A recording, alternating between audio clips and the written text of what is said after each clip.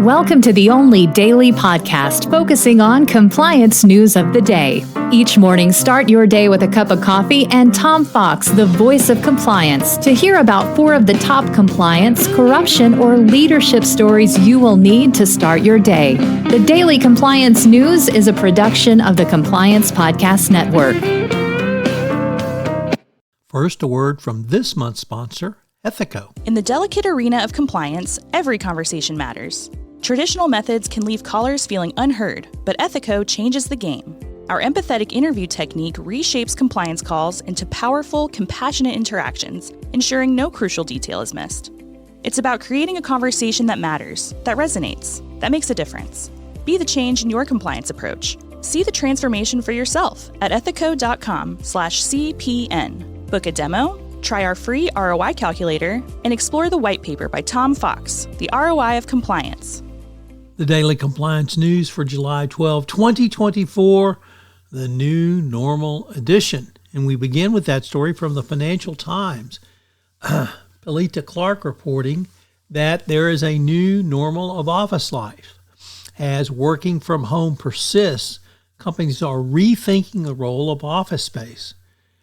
There's obviously lots of emptier buildings than there were pre-pandemic. It's filled up a little bit, but companies have really understood that the share of paid working days from home is the lowest it's been since the pandemic, and that hit in May. In other words, it's gone back up. So remote and hybrid work patterns have proved far too more resilient for employers than employers hoped or they predicted. Although it's too early to say what this may mean if it's been a plateau.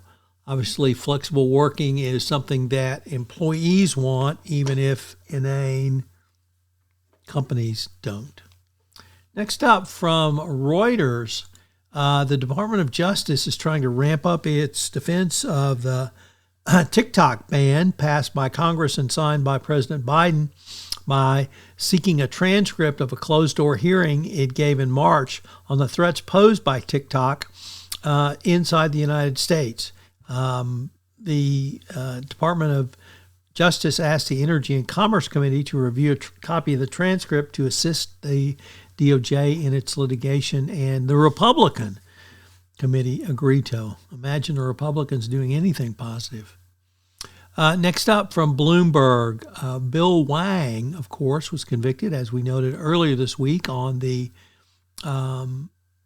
Daily Compliance News. But Bloomberg takes a deep dive into what to know about the conviction. It's certainly a great story and a great summary for him or of the entire case. The defense had argued that Archegos' trading wasn't out of the ordinary on Wall Street and it had been spun into something sinister by prosecutors. The lawyers for Wang said he didn't require lengthy filings from his family office because the rules weren't there. So the firms used multiple counterparties to minimize risk, not to conceal the nature of their trading. The defense also tried to undermine the credibility of those testifying against him. And, banks lost a lot of money, and there were some specific charges against Wang, and he got convicted. It's going to be interesting to see how long his sentence might be. And our final story is about a fraud against a anti-communist fighting Chinese. Mentioned at the start of this podcast, this month's sponsor for the entire Compliance Podcast Network is Ethico. Have you ever wondered how to show the ROI of your compliance program? Have you struggled with the budgeting process, getting the funds you want for your compliance program? Well, I've partnered with Ethico to put together a white paper on the ROI of compliance, which shows you not only how to demonstrate ROI, but also how to speak finance when you're sitting across from the CFO with your budget proposals. Check out the website and get the white paper.